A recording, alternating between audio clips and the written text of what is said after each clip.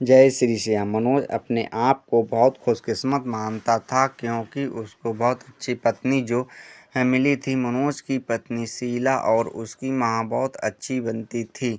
दोनों माँ बेटी की तरह रहती थीं। बहू अपनी सास से बिल्कुल बेटी जैसा ही बर्ताव करती थी। बेटी की तरह रूठ जाती थी और जिद करके अपनी बात मनवा लेती थी। मनोज एक ही लौता लड़का है। मनोज के पिताजी नहीं हैं। मनोज की आर्थिक स्थिति इतनी अच्छी नहीं है, लेकिन घर में शांति और प्यार होने के कारण वह मेहनत करके अच्छे से अपना घर चला रहा है। साथ ही माँ और पत्नी से इतना अच्छा सपोर्ट मिलने के कारण उसे बहुत मदद मिलती है। बहू और सास की इस जोड़ी की चर्चा अब मोहल्ले रिश्तेदार में भी होने लगी है। इसकी मिसाल दी जाने लगी है। कुछ लोग जलने भी थे। कुछ कहते कि यह सब शुरुआत में होता है, थोड़ा समय जाने पर सारा प्यार खत्म और बहू अपने रास्ते, सास अपने रास्ते, सब कुछ अच्छा ही चल रहा था। लेकिन एक सुबह मनोज की माँ अपने मनोज को जोर से चिल्लाकर उसके कमरे से बाहर बुलाती है। मनोज पूछता है, क्या हुआ माँ, क्यों चिल्ला रही हो? मनोज की माँ बोलती है कि तेरी पत्नी को समझा ले, अब बस बहुत हो गया।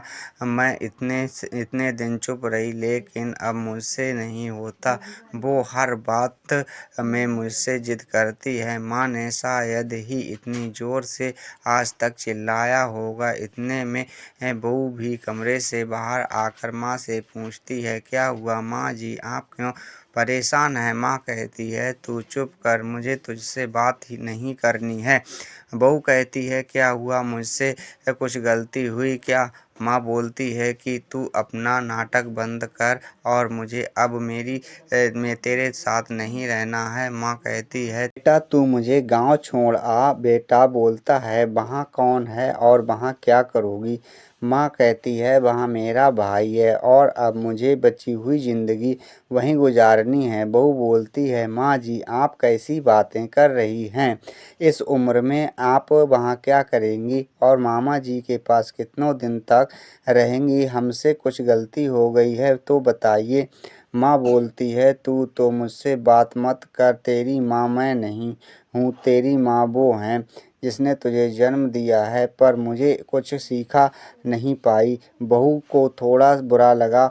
माँ जी आप क्या कुछ भी बोल रही हो? आपकी तबीयत ठीक है? बेटा बोलता है, माँ तुम आराम करो, हम शाम को बात करेंगे।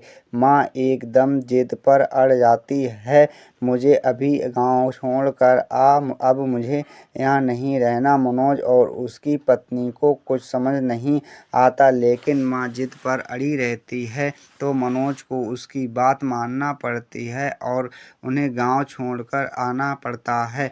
घर आकर फिर वो अपनी पत्नी से बात करता है और उससे पूछता है कि तुमने उन्हें कुछ कहा है क्या, जो माँ जी इतनी बिगड़ गई हैं? शीला बोलती है, इस उम्र में अक्सर यह होता, चिड़चिड़ापन आ जाता है।